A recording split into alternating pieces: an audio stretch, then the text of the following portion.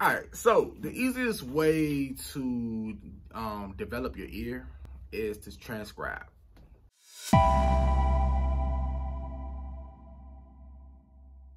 What do I mean by transcribe?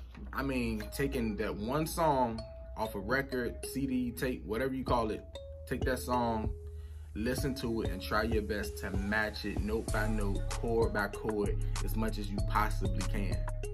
Over time, you will continue to get better and better, and your ear will improve because your ear will be used to listening.